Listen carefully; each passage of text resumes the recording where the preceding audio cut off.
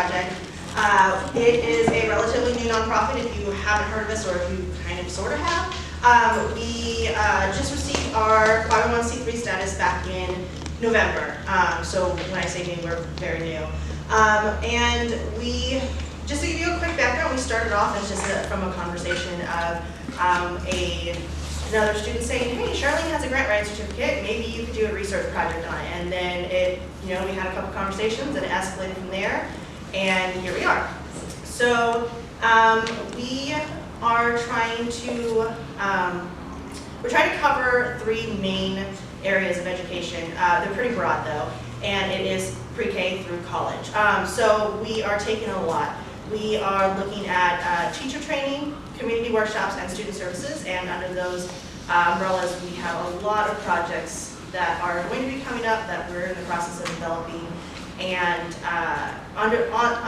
with the basis of dialogical education. And so that is where Dr. Choi is going to introduce you to our philosophy. Thank you. Thank you, everyone. Again, this is like Charlene mentioned, this is something that was born out of things that we talked about with students, undergrad, grad students, and so on for years.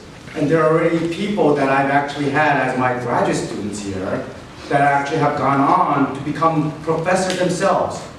And whether they're teaching under this banner of dialogical education or not, overtly, that's exactly what they're doing. And I know that they have received much success, and I know students rave about the way they teach. Maybe that's just because they're just phenomenal. Maybe that's nothing to do with this kind of philosophy. But I like to think that it does. And so in talking about this, in doing our Dignified Learning project, we always talking about, like Charlie mentioned, dialogical education. And it dawned on me that not too many of us understand, what dialogical education is. But even more than that, what that is based on. And the idea is dialogue.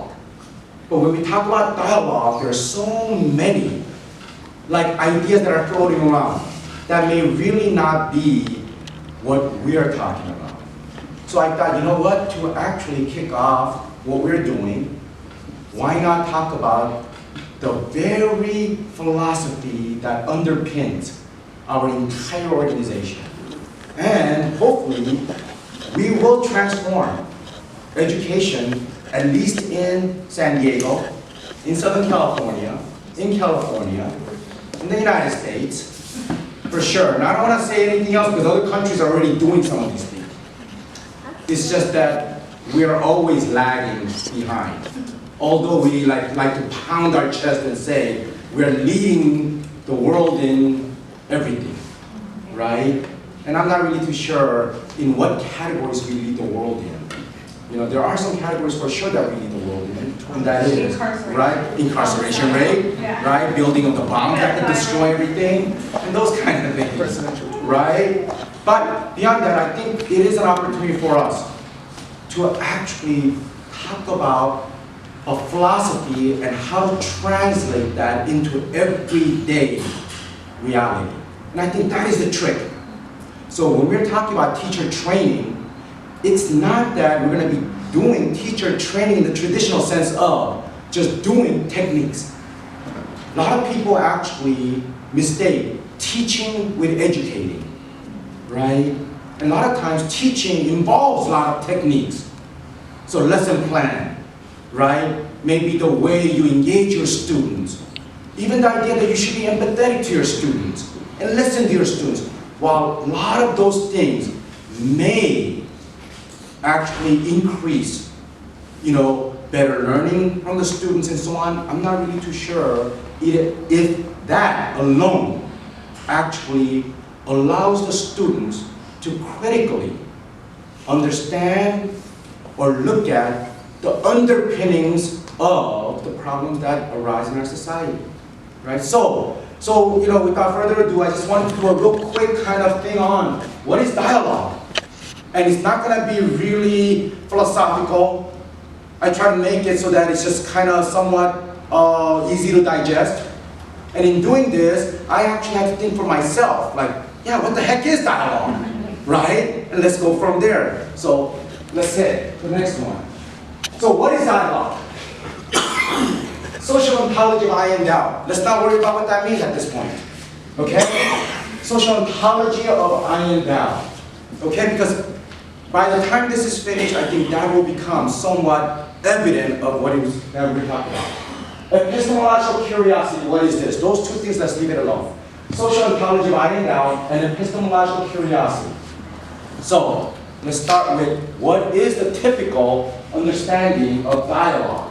Majority of the people actually understand dialogue as conversation. Yeah, that we're conversing. You say certain things, I say certain things. You're nice to me, I'm nice to you, we're cordial to each other. That is conversation, not a dialogue. So, rather than saying, this is not that, I thought it would be better if we add to it. So, rather than being negative, I put conversation is part of it, plus engagement. So when we engage, that seems to be a little bit more intimate than just a conversation, right? That still doesn't get us to dialogue. So then it is conversation, plus engagement, plus background. So now I really have to try to understand the background of your life story, right? Conversation may never get to that. A conversation could be, what do you like, right? I like iced coffee. Oh, I like iced tea. That's nice. Right? And then we move on. We're very nice, cordial, pleasant with each other.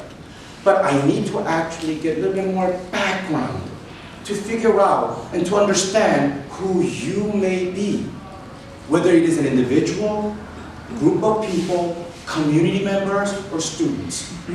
So then we actually have conversation plus engagement, engagement plus background. By the way, they're all adding up to each other, okay?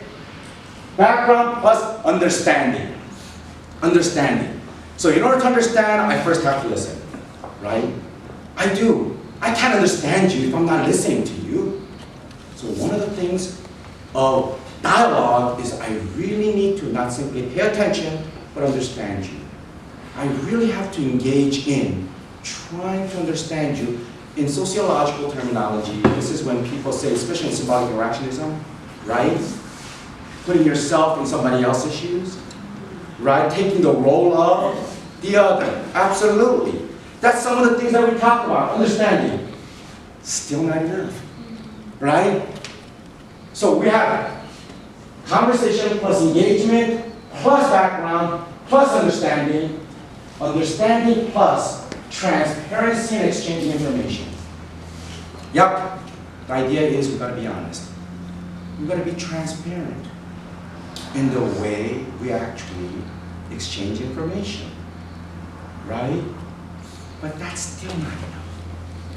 So, a lot of people believe that we could solve certain problems if we actually accumulate enough information. Once we have enough information, then we can attack it.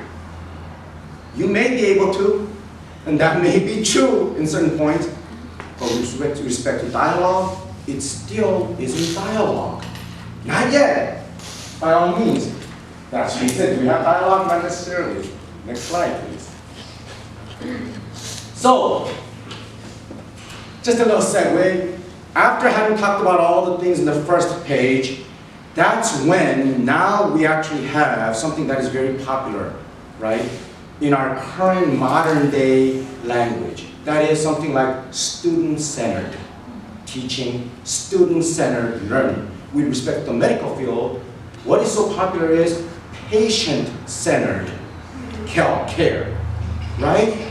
I mean, what could be bad about that? Absolutely nothing. I think it's a fantastic idea.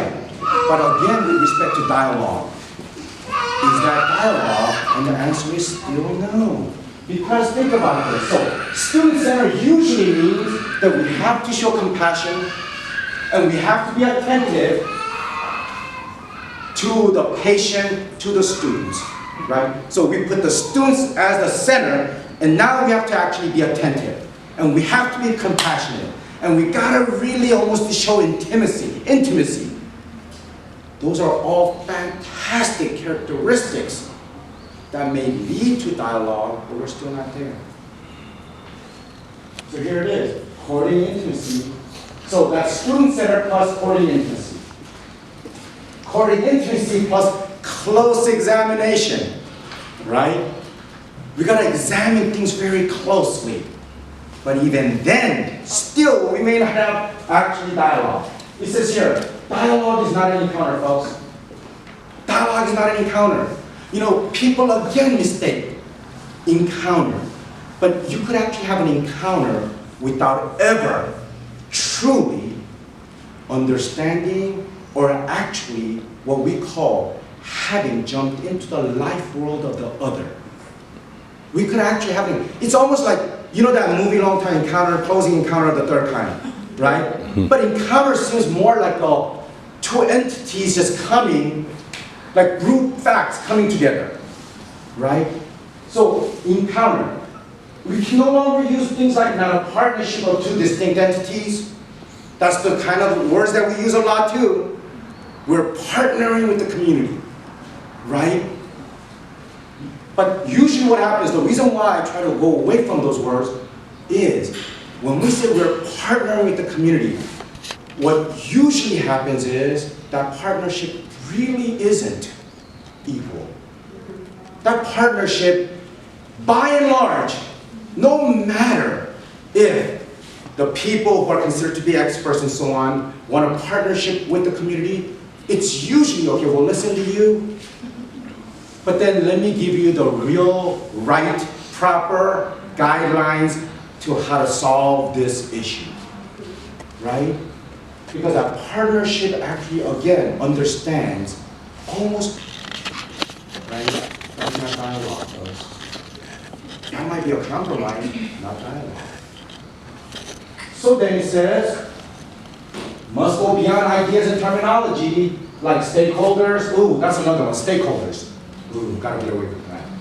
Gotta get away from those ideas. Stakeholders. Partners, because why? These are terms that usually reflect business transactions. Yep. And because our society is going so much more towards accepting and adopting and adapting to what we call the market model, then we actually start to feel comfortable using words like stakeholders, partners, and so on, that are used strictly in the business sense. Yes, that's what's used to exchange things, folks. That's used to exchange this for this. That's used to exchange your 8 hours of labor for $5 an hour. That's what it is. So we're going to start to go away from these kind of terminologies. Next please. So, making students, community members, patients feel important or even having intense intimacy cannot be confused with recognizing the legitimacy of what they are saying. Very important. Very important. When you recognize the legitimacy of what it is the students are saying, you cannot just stay there and listen and say, that's fantastic, that's fine, I'm so sorry that that's what you're going through. By the way, here's the lesson plan, midterms in 2 days. Right? No, because then what we're doing is we're truly not giving to the people, students, community members, patients, the legitimacy of their experiences and their worldview. So here it is. So it needs to go beyond decorum of being nice and accepting. Although those are all nice things, those are all great things. I want people to be nice. I want people to be accepting. I want people to be compassionate. I want people to be engaged. Right? But that still doesn't engage or include or all add up to dialogue. So, what is dialogue then? Back to the question of epistemological curiosity. And I said I'll get back to that. Everything that we have been discussed plus world entry, and this is a concept that is usually not discussed frequently, folks. I want you to actually in some ways imagine or think about world entry. World entry in terms of grasping the linguistically interpreted world. What that means is how you understand and view the world in the way you dress, in the way you eat, in the way you desire things, in the way you profess love, in the way you actually shun people. All of this, that actually constitutes world. Those of you who are familiar with Paulo Freire, right, one of my favorite writers, right, Pedagogical Oppressed, he talks about the difference between reading words versus reading worlds. And he says it's not enough that we're able to read words. That does not make us actually, he says, what is the thing? You know, when he says we are, he says reading words does not make us literate. It only makes us read words. To be a true literate, you have to understand the world. What are those worlds really reflecting, right? So when you say that I am actually in pain, I have to actually be able to jump into that world, because you know what? If in this room right now, everybody tells me I'm in pain, guess what? Your pains are going to be coming from different roots. Some of you may be physical ailments. Some of you may be emotional, right? Some of you may be psychosocial. Some of you may be a combination. But unless I actually jump into your world, I will never know that, right? So this is one of the things that we gotta actually do in terms of dialogue. I need to actually try to gain entree into your lived experiences, your world.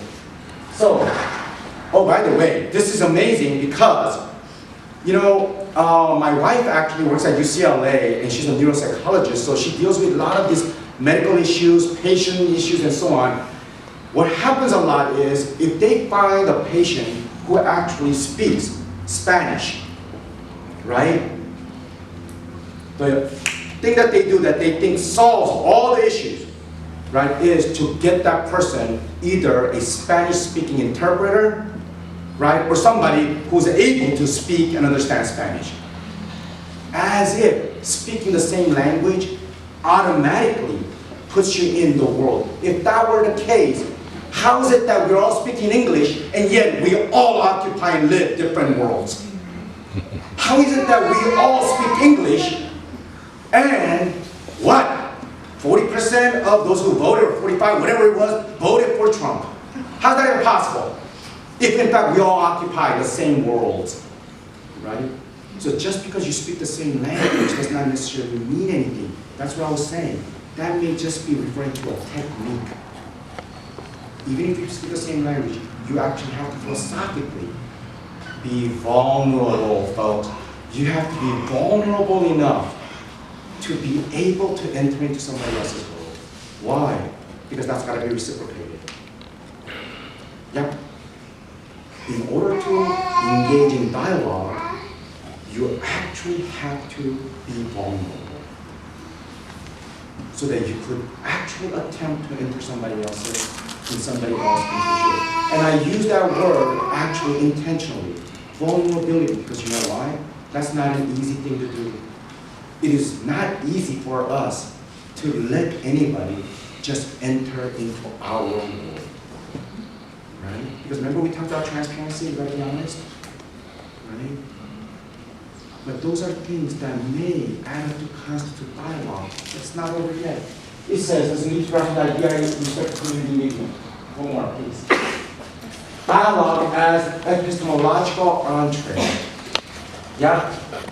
Or world entry. Here it is. Rather than simply an encounter, it is a meeting. Encounter can be coming together of group facts or entities, whereas meeting is much more nuanced. The fickle nature of the human condition is developed from the meeting, folks. So if I encounter you, I'm not really sure what happens. But what they talk about, especially this guy named Martin Buber, he says meeting, the distance, the middle part of what's going on in the meeting, right? That's where you will find everything. What he calls the boundaries of each other's world. It's the nexus. It's where your world ends and my world begins. That space that needs to actually, boom, become almost interstitched. And that's the meeting place, what they call in philosophy, the in-between. The in-between. In-between of where I and thou. Thou as an elevated expression of you. It's the meeting place between I and thou. No longer I and you or I and it. By the way, in our capitalist world today, majority of interactions are it-based. I am sorry, but we are all turned into an it. Yep. Our labor power is transformed into per hour it. So even those of us who may be getting paid, right, hefty sums of money, you're still being treated as an it. Because your hours, your work hours, your labor power could have been exchanged for something else. Instead of paying $50 to pay you for an hour for your labor power, somebody could have used that and paid for a round of golf. They could have used that and bought, I don't know, like, stacks of water bottles. Who knows? Whatever it may be, it's an exchange of it's. And we have become so used to being treated as it's, right? So dialogue cannot actually exist in the absence of thou. It can't. It cannot. Dialogue cannot. I cannot engage in a dialogue with an it, folks. I can't. Because it doesn't talk back.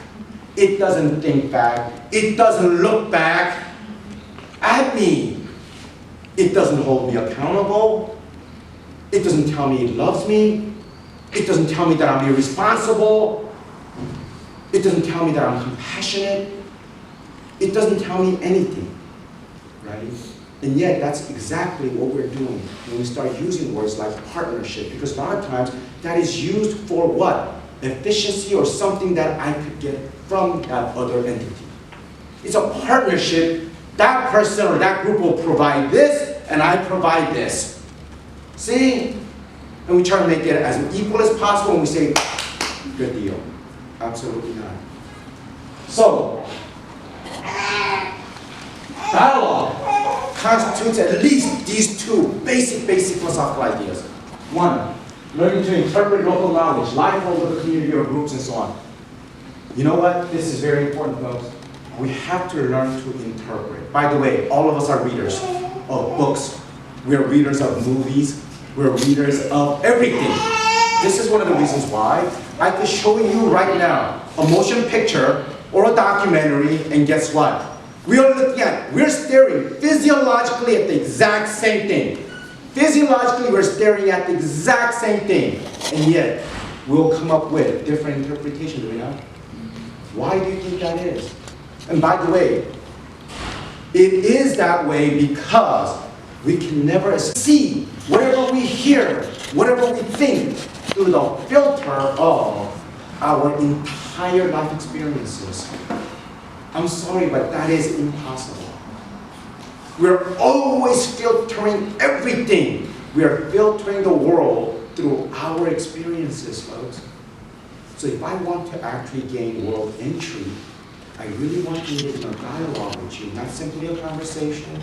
If I want to engage in a dialogue with you, I must be able to interpret local knowledge. I must be able to interpret your life world properly. Not exactly, there will never be an exact, because you're a dynamic person who's always constantly changing. But I need to do it properly, which means we go back to what we're talking about. Yes, I need to engage with you. Yes, I need to listen intently and intensely. I need to do all of those things, right? But the second part is just as important. And that may actually be probably the most important part of what is dialogue and how to engage in dialogue. And that is reflection. Reflection, which by the way, folks, this idea of reflection is uniquely unique to human beings. It is unique to human beings. I don't know if other animals have it. Let's not worry about that, right? I don't think they do, but I know human beings do. It's a constant reflection on the storylines of a community. Not just the concerns and desires of the community, but the underlying basis and the assumptions that guide those concerns and desires. So what we're talking about, and you'll see the next time, is problematizing the symptoms of a community. So we cannot focus on the symptoms, folks. We cannot focus on the symptoms. Symptoms may not tell us anything. Symptoms actually may not tell us anything. Yeah. What we need to do is get to the basis to why those things are happening. In the absence of that, symptoms may mean nothing. Yeah? For example, if I continue to act out, right? That's the symptom, folks. Right? And if I never figure out what's the basis, what's the root cause of me behaving in this manner, the only thing you could do is what? Again, treat the symptoms. Right? And it will recur over and over. And by the way, it may actually get more intense. The symptoms may intensify. So, but today, what we do is we're always doing things based on symptoms. Symptoms, right? So it is understandable sometimes why. We look at outcomes and we're like, oh, that's the outcome, so we need to do something. But again, that's the symptom. Absolutely. That's the symptom, not the root cause. So you know what? Without actually having done a lot of empirical, I'm sorry, not empirical, a lot of quantitative research, because everything's empirical.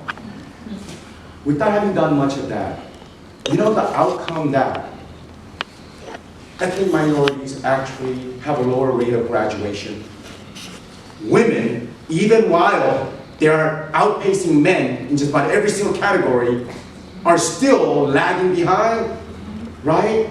Those are all symptoms, right? We don't need something like the National President's Task Force for this, right? Those of us who actually understand that this, our country, right, was founded on racism and sexism, right? I mean, this is really not that difficult to understand. Not only are our country founded on racism, sexism, and homophobic ideas and so on, right? But the structures that were actually built based on these ideas have not changed much. Yes. So the structures that were actually the foundations of racism and sexism haven't changed. And we're continuing to ask, why? Why do we continue to have racism? Why do we have to continue sexism? Well, because the structure that you put in place is a machine that continues to reproduce what it was meant to do. And what it was meant to do was to actually to produce and reproduce racism, sexism, homophobia, and inequality. So trying to just change people's, like, what do you call this? People's, yes, people's psychology, thank you, right? Trying to just change their opinions about somebody. So you know what, to be really honest, we could actually have a world where every single one of us could truly say, I'm not a racist, and still have racist outcomes. Of course, right? And this is where dialogue comes in, folks, because if in fact we actually reach a point where people say, I'm not a racist, it cannot be looked at as an independent, individual, psychological thought that I have that I'm not a racist. If you're really not a racist, what you really need to do is engage actively in changing the structures around you that continue to reproduce racism. So you can't just say, I'm not a racist, and be done with that. You actually, as a person who says, I'm not a sexist, I'm not a racist, has to actually be responsible for the kind of mechanisms that produce and reproduce inequality. We're almost done. I think we only have one more slide and we're done. We have one more slide. So, frameworks, leading to what I'm talking about, frameworks, like mechanisms. Rather than symptoms should be the focus of attention, folks. Not that we should not pay attention at all to the symptoms, right? The point is, we got to start to take the focal point away from the symptoms and actually look at frameworks. Symptoms may not indicate anything, like I said, except they must be read and interpreted correctly to have any meaning. Thus, post-examination had equal to proper reading, reflecting, rereading, reflecting, rereading, reflecting, rereading, reflecting, rereading, right? Which Paulo Freire says ultimately that ends in what he calls synthesis or praxis, right? So then, how does the mind reflect? This is the point I was saying about human beings. We're so unique in this sense. Without the ability to interpret and imagine worlds, this is not possible. But because human beings have this capacity to reflect. Reflect, by the way, means thinking about everything that has happened and is happening, and is able to think about an alternate idea, alternate world, or at least imagine. That's the idea of reflection. But because human beings have this capacity, engaging in reflection is key to dialogue. One more. Reflection reveals, here it is, folks, the limits and impact of the storylines of yours, mine, and everyone else's. That's what it actually reveals. When we reflect, truly, it actually reveals the limits and impact of the storylines. It reveals the limits of why I am the way I am, right? It reveals the limitations that I have in terms of why is it that I can only think this way until you enter into my world and actually enlighten me. And then I say, oh, which by the way then will broaden my boundaries. Or if in fact somebody actually enters my world, or even not, but violates my world, then you know what might happen? The boundary may shrink. The boundaries may shrink where I'm not going to let anybody in. And I'm going to be actually, in some ways, to use Christiana's word earlier today, militant about certain issues, right? And I think being militant actually is necessary at times. Like one of my favorite human beings of all time, Malcolm X used to say. But think about this. Depending on our needing, the boundaries may expand or may contract. But here is the key. Only then can we enter into others' world in a proper manner without what Freire calls cultural invasion, where my stories dominate, intimidate, and dismiss your stories, thus leading to the violence of assimilation. And that's exactly what's going on today in our society, folks. Right? The dominant class, the dominant gender, the dominant race absolutely dominates. They dominate, intimidate, and dismiss many of our stories and creates a structure where, unless we adopt and adapt and assimilate, we actually may not have a viable place to live. That, by the way, folks, is a scary idea. So then many of us, then, sometimes reluctantly, are forced into adopting and assimilating into the kind of unequal world that we know exists. Right? And many times when we do that, right, it actually, our own psyche takes a big hit. Right? Because you know why? A lot of times, because we're able to reflect, and a lot of times we want to also be able to protect and have a defensive mechanism. Many of us at times want to justify why that's going on. We want to justify that, you know what? Hey, everybody else is doing it, so why not? Right? If I don't do this, then you know what? What am I going to do? Just like, kind of like, just right? But again, this is one of the reasons why, the third point, through reflection, the boundaries of storylines become revealed. No story is limitless or boundless. Thereby, the argument of one worldview being essentially and universally superior to one another loses credibility. This is a very important point, folks. Because every single thing that is out there, it doesn't matter. Science, who they say is universal, or whatever it may be. Because every story is not limited. No story is limitless or boundless. No argument can actually claim superiority to any other stories. Yep. If in fact nobody could claim superiority to any other, I know the first thing people are saying is, my goodness, now we're going to have chaos. No. You know what we actually can have? Meetings, folks. Rather than now everybody's stories being on the same plane, everybody's story is actually having into a true dialogue. Because why? Like Aristotle used to say a long time ago, human beings are social animals.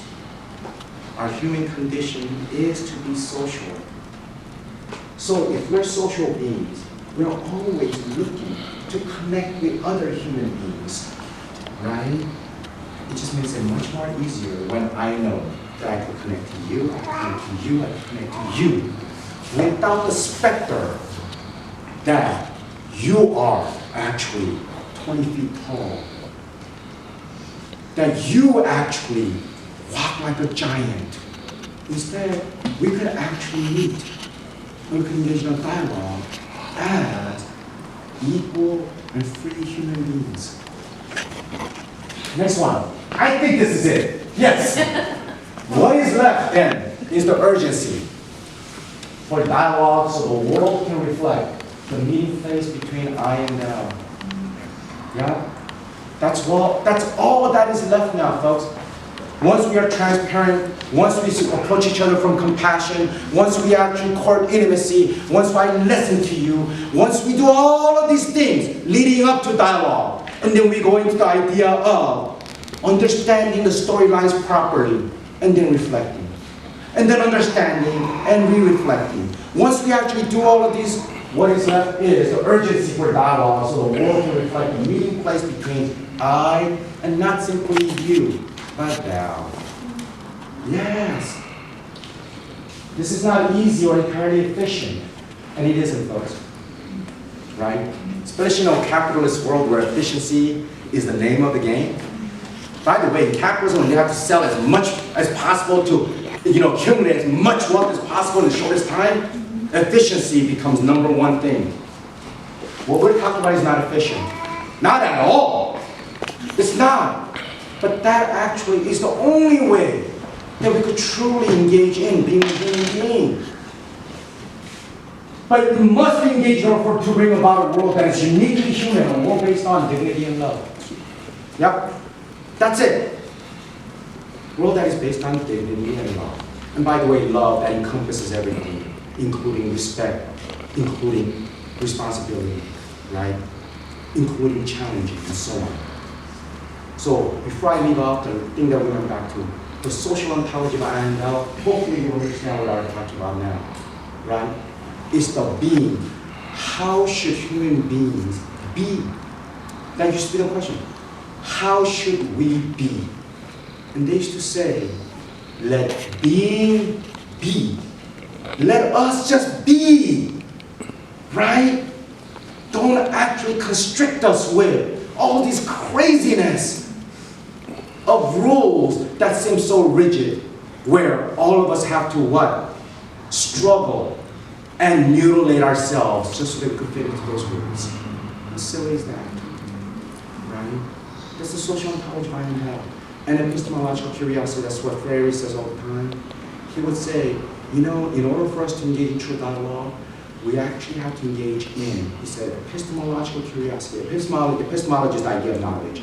And that is, we actually have to engage in curiosity about you, your world, and the knowledge that actually is the foundation of you and your world. So it's not just about finding out, hey, I wonder Yes, liking tea versus coffee is one small aspect of that, right? There's much more than that, right? So in that sense, what more do we have? Thank you.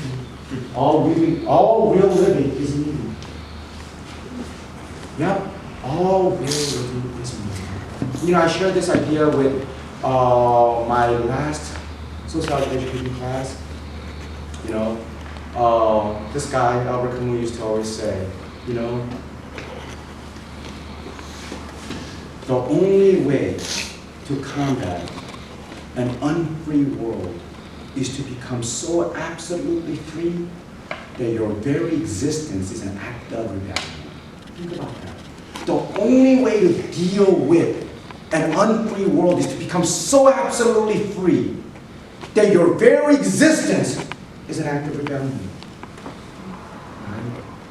By the way, and again, as bell hooks would say, a lot of times they want to actually, right, nuke you out, not because they don't see what's going on, but precisely because they see it. They don't want to see it and they don't want to hear it. Because they see the power that you have. They want to mute you out. It's not because like, oh, I didn't know that was happening. No, they know that they're muting you. Just so that they don't have to hear you. Because they know once you speak, once you think, once you proclaim that you exist, it's all over. It's all over. Another way, and that's the philosophical basis to this project that we're engaging in, the Dignified Learning Project, right? And by the way, I know that it's going to involve a lot of different projects, and by the way, we're going to need every one of them, right? To at times help, to assist, to lead certain projects. But ultimately speaking, this is not really just simple project-based. Yes, we're going to engage in certain projects and it may end. This is really a life project. It really is, it's a life project. Yep. So we really hope and ask that all of you help us in creating a world that is based on dignity and love. And you know what? It's all not that difficult. It really isn't. So welcome, thank you, and let's leave it up for like discussion.